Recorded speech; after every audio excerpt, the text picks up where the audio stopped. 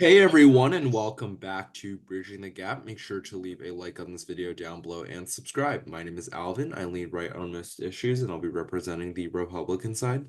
My name is Luke. I lean left on most issues, and I'll be representing the Democratic side.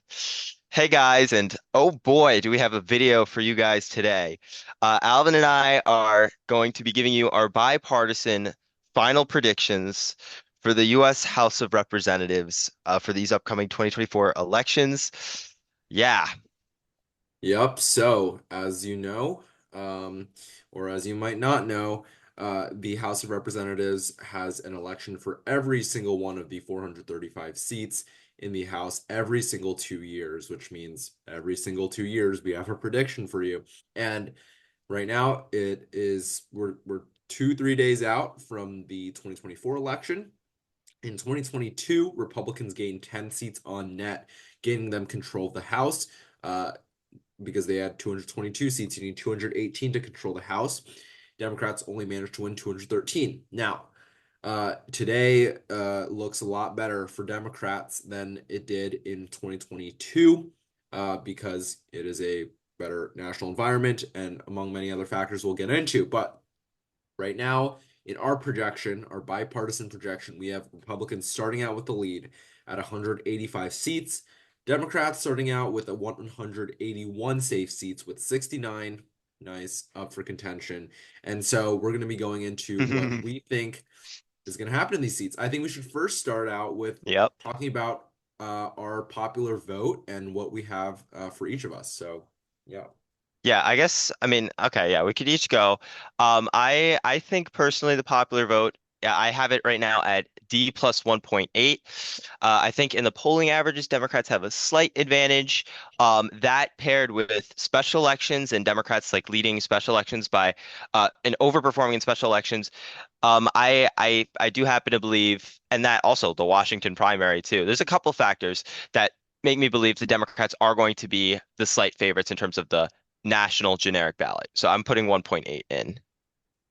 Okay. Yeah, I have about the same. I have it at 1.5, and I'm a little less optimistic for Democrats. However, right now, the national popular vote polling has Kamala Harris, I think down in some aggregates, but up in others. And so, maybe she's favored to win the popular vote at around 2 points right now, I think is pretty fair to say. And so I think you see in the generic ballot polling that Democrats are usually running behind her by, half a point or sometimes even a little more. But I'm going to be a little more optimistic for House races. The average is going to be at 1.65 for the two of us. Yep.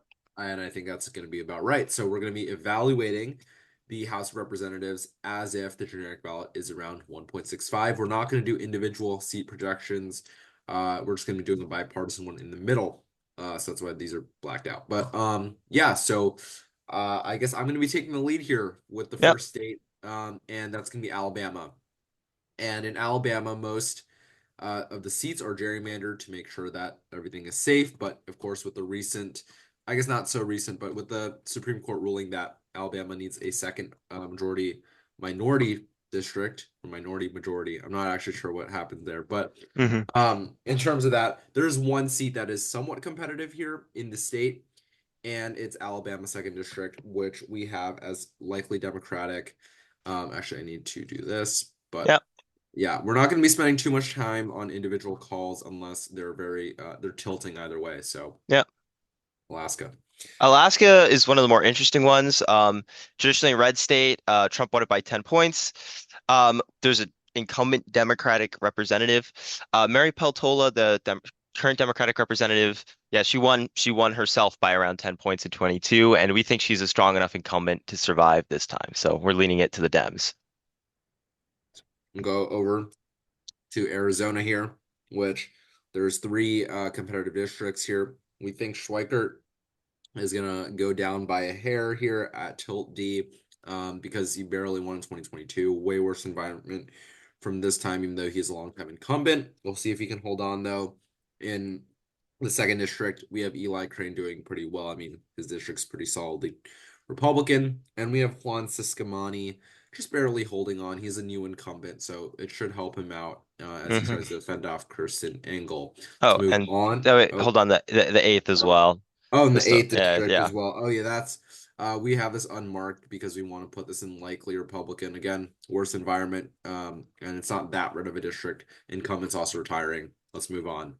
Hmm. Uh, I guess to California, big boy for you.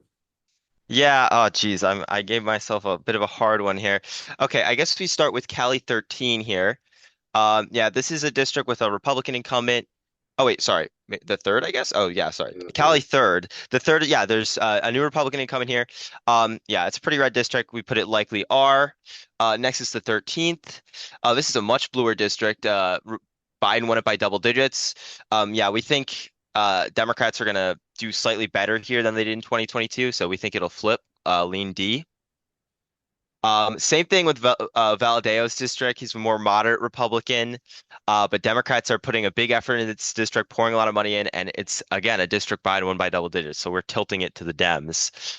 On the other hand, with Mike Garcia, Cali 27, again, another similar situation with a moderate Republican in a deep blue district. We think we put tilt R here. We think Garcia is favored to slightly survive. He did pretty well in 22. So yeah, we think he will just barely survive here. Next, I believe is Cali 40. Yeah, Young Kim. She did very, very well in 22. We think she's going to hold on by a likely margin. Ken Calvert in Cali 41. He's in a closer race. I'm not going to lie. His race was definitely closer than expected in 22. We're tilting it toward the R's here, but it is a blue trending district, so this one is going to be pretty close. Cali 45, another Republican incumbent in a bluish district. This one's really close. We have it pretty 50-50, but especially in the polling. But Michelle Steele, we think she'll ultimately come out on top. So tilt R there. Katie Porter is retiring in Cali 47. So Democrats are trying to defend an open seat. We are just leaning this to the Dems because it's a bluish kind of district. And I think that concludes California for us. Yeah, good job. All Thank right, you. moving to Colorado, which, unlike California, is moving very far to the left, and so that's going to influence a few of our ratings here. But starting out with the third district, where Adam Frisch, getting another shot at coming into the House. We have this as lean Republican. This district is different now, and even though the margin was very close, Lauren Boebert is no longer in the seat, being a very controversial woman. And even though Colorado is moving quickly to the left, this is going to be a lean Republican. And Colorado eighth, we have a lean Democrat here. Obviously it's 2024. She's going to do better than she did in 2020, especially with Colorado moving to left. However, it is a very Hispanic district, Mhm. so, it is what it is. Moving to Colorado 5, we mark this to put this in likely Republican with the Colorado shifts and the incumbent retiring. We think it might get a little closer. Let's move on to Connecticut. Yeah, Connecticut only one really close district here. Yeah, Johanna Hayes, the incumbent Dem, is running against George Logan, a more moderate Republican. Yeah, we have this in likely D here. But yeah, because we think this district, it's a very blue district. We think it's going to revert a bit from 2022. So yeah, there we go. Correct. Let's move on to Florida because Delaware has nothing. Florida, very well gerrymandered. Good job to the Florida Republicans. Very few seats up. But the 13th, the 15th, and the 27th are sort of all have like uh fates that are intertwined almost. Florida moving strictly to the right, of course. You also have these districts all being pretty hefty margins for Republicans. However, of course, they carried 2022 by a very good margin, headed by Marco Rubio and Ron DeSantis. But either way, 13 reverts a little, lean Republican. 15 and 27 also revert a little, but they go into likely Republican for now. Let's move Hmm. on to uh, Illinois. Yeah, Uh, yes. Okay. So Illinois, we only have one competitive district here. Yeah, we just think the Democrats are favored here. They won by decent margins in 22, in the just 17th district, so we have it likely D. correct. Indiana, only this one district by Gary here. Gary, Indiana. That's up for grabs. And this one, again, it's sort of the same thing as the Illinois district. Just put this into likely D. Um, Mhm. Iowa, very interesting though. We got this. Yeah, I was yeah, a bit interesting here. I guess I'll start with the first district. I'll just go a brief overview here. Democrats and Republicans have both been spending a lot in the first and third districts. Um, yeah, because I guess like, yeah, they're both pretty competitive. Yeah, but I will note the second district is not so competitive, so we have that in likely R. But as for the other two, yeah, both really close. But we put the first district in lean R, with Miller Meeks slightly favored, and we put the third in tilt R. Because of Des Moines, so like the suburbs around there, we think it might shift a bit, but not enough for the Dems to take it. Right. We are skipping Kansas because we are notably putting the third district into safe for Sharice Davids. I'm gonna move on to the state of I think Maine. Yeah, Maine, Maine, yes. very special district in the second that we believe Trump's going to carry by a wide margin. However, the House Democrat there, Jared Golden, infamous for being a very moderate, probably the most moderate Republican in the a Democrat, sorry, in the House. We have this as lean D. We think even though his challenger in Austin Theriault is very strong, Jared Golden's even stronger, and we'll see how it turns out. It might get really close. Don't know. Let's move on to the Yep, state of Maryland. Maryland. Yeah, so Maryland here, the sixth district is a pretty blue district. Even though the incumbent's retiring, we are expecting the Democrats to take this by a likely margin here. Yep. Good gerrymander there by the Democrats. Moving on to the state of Michigan, which we have three competitive districts here, which are all very interesting. In Michigan 7th, we're going to be tilting this to the Republicans with Elisa Slotkin leaving to probably become the next senator from Michigan. She loses that, the Dems lose the incumbency advantage there, as well as some Mm, other ratings organizations moving this to lean Republican. We think it's probably just going to tilt to the right. Although we'll see. Of course, it was a blue wave in 2022 in Michigan, so this sort of alters the House number there. Move on to Michigan's 8th. We have this as lean Democrat. Uh, the Democrat, while he's retiring, it's still a blue district. Not going to change that much. Michigan's still going to vote to the left of many other swing states. But John James here, perennial strong candidate. He survived the blue wave in Michigan even, and he's a new incumbent now. Very strong candidate. So, is what it is. Lean Republican. Move on yep. to Minnesota. Minnesota. Yeah, Minnesota's second district's the only really competitive one. Yeah, Angie Craig has been an incumbent for a while now, so we expect her to take it by a pretty good margin here. So likely D. Yeah, good for her. We'll move on to Missouri, where there is one competitive district in the seventh. I mean, in the second, sorry. Yeah, this one we were almost gonna even potentially put this in the safe, but we're just gonna put this in likely for now, with the environment shifting a little back. But Ann Wagner's very strong. No Hmm. problems for her. And Montana. Yeah, Montana's first. We have a rematch between Democrat Monica Tranel and the incumbent Republican Ryan Zinke. It was pretty close in 2022, closer than expected, and we think it can be made pretty close this year, despite Zinke's incumbency because of the close Senate race there. So we're putting it in lean R. Republicans still favored. Correct. Now we're moving to the famous Nebraska uh, second district, obviously fought over by the presidential candidates as well. Don Bacon there, strong incumbent, but we don't think he's strong enough for this wave that's coming in the Omaha suburbs. We think this is the year that he finally goes down to Tony Vargas, lean Democrat, although he could surprise us for sure. And we'll go on to Nevada. Yeah, Nevada, we have three Dem incumbents who've been serving for a while in southern Nevada here. I guess we'll start with Nevada's first. Dina Titus is she's by far in the bluest district. So yeah, and she performed the best in 22. So we put her in likely D. As for the other two Democrats, with early vote numbers in Nevada looking pretty decent for Republicans, we did decide to put both of them in lean D. But since it's gerrymandered, they're both still favored, of course. Yep, that gerrymander is going to hold strong and move on to New Hampshire. I'm going to be putting both of these into likely D. I honestly thought that New Hampshire 2 should just be into safety, but I don't know. There's an interesting race there, actually. I don't know if you saw the clip of the debate between Goulander and Lily Tang, but it's Hmm. interesting. Either way, the New Hampshire, both seats are going to go to the Democrats. Um, Not much contest there.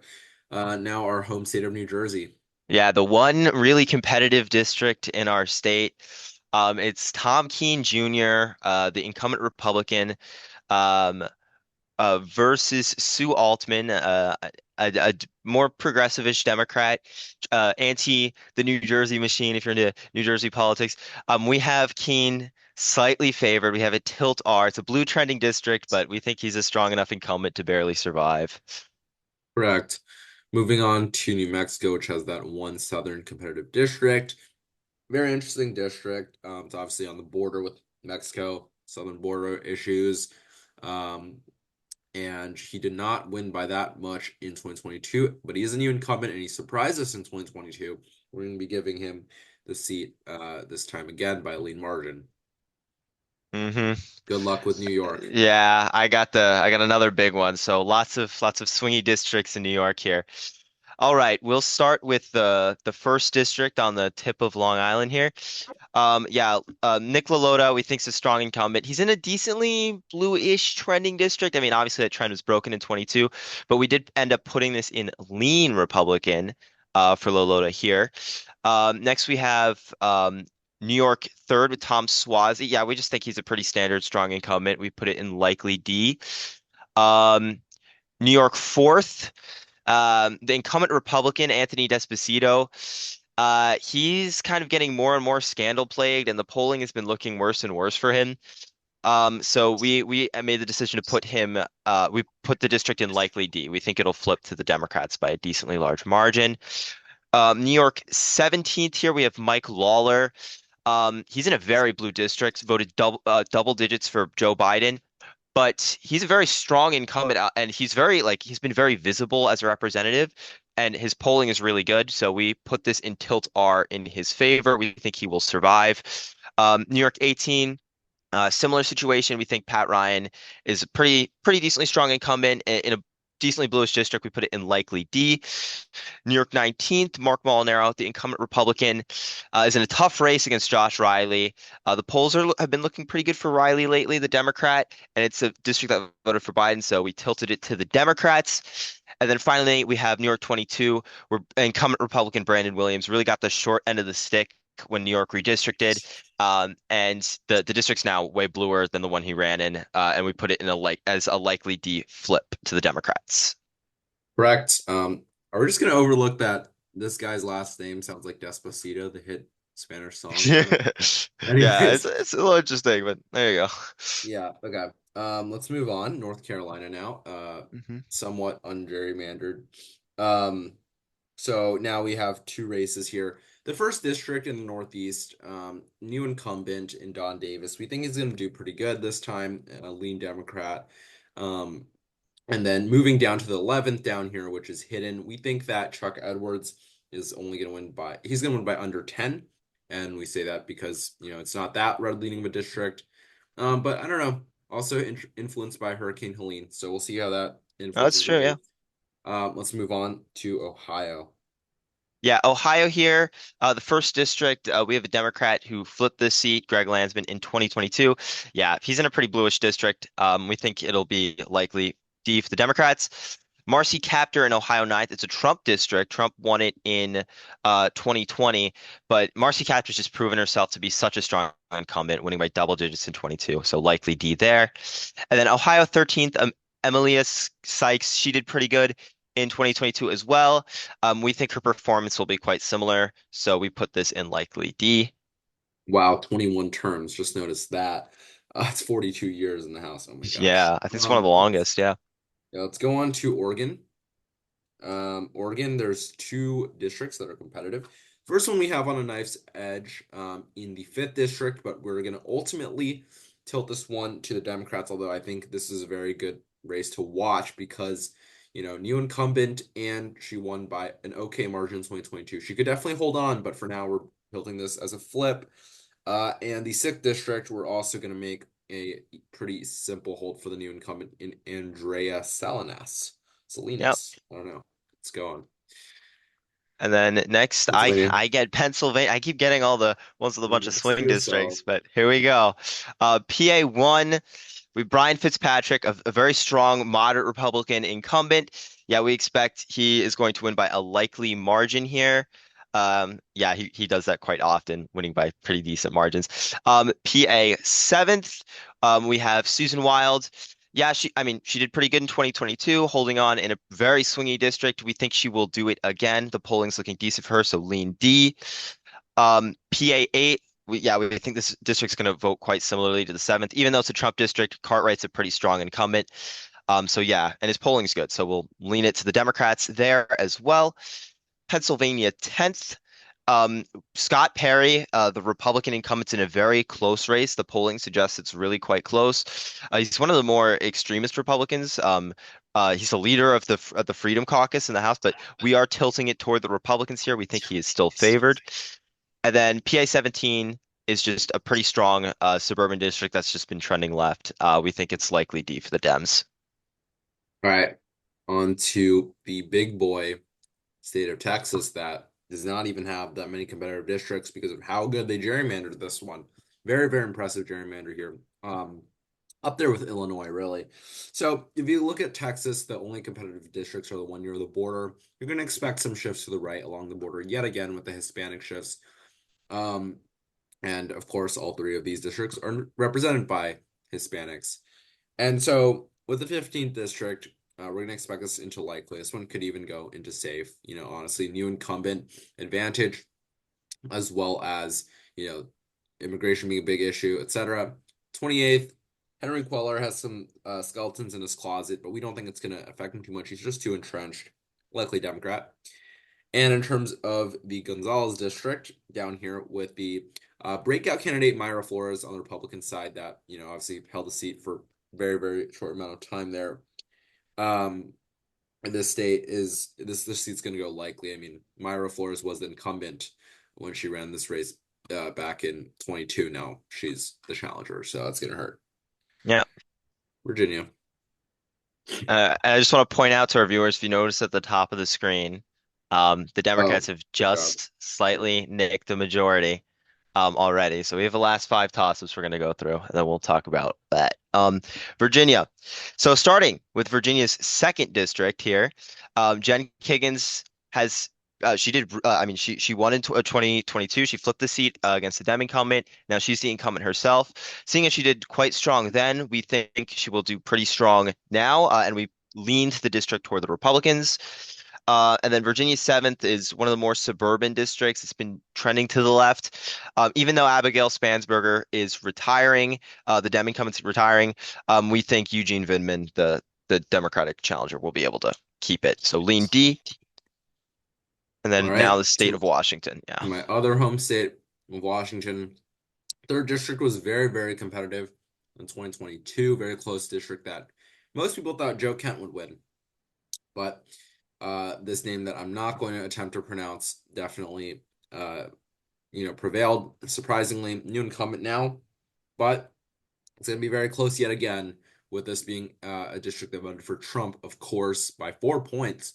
We're going to tilt this to her just for now, but it's going to be another close one to watch. So I think we're going to go into our final state now, Wisconsin. Yep. Wisconsin. For a very swingy state, is a pretty biased map, but we'll go through. Wisconsin's first district here, Brian Steele, is quite a strong Republican incumbent, despite being in a pretty close district. Yeah, he's running against a former representative from that district, actually, but we do think he's going to hold on by a pretty good margin here. He's been there for a while, so likely R. And then the third district in Wisconsin, we have Derek Van Orden. He's a little bit of a controversial incumbent. Even though it's a pretty reddish district, and I think with an ordinary Republican candidate, it would be likely. We think that's just enough to push this into a lean race, and the polling's been pretty close too. So there we go. That's all of them. There we go. We're going to move to the nationwide view. Yeah, there we go. So we have Democrats at 220 seats, Republicans at 215. If you look at this, the old map, that means Democrats are netting 7 seats, although it's not perfect because, of course, there's been some special elections like, the George Santos thing, et cetera, et cetera. Mm. But from 2022, Democrats are going to net 7 seats. I think on net, if you do look at the special elections, I think in our prediction they'd be netting less. I don't know, maybe 5 or 4 even, because Republicans have been sort of losing their majority. It's been very, very close, as you can see from the McCarthy speaker gavel thing. You know what I'm talking about. Yes. So yeah, lots of things to talk about in this video, lots of races. So we couldn't go over each one, but going over the main points, it's that we think Democrats are going to win the generic ballot by around 1.65 points. Probably will be plus or minus 1 to 2, but that's it's there. Republicans could even win it if they have a really good night, but Hmm. likely Democrats are going to win it.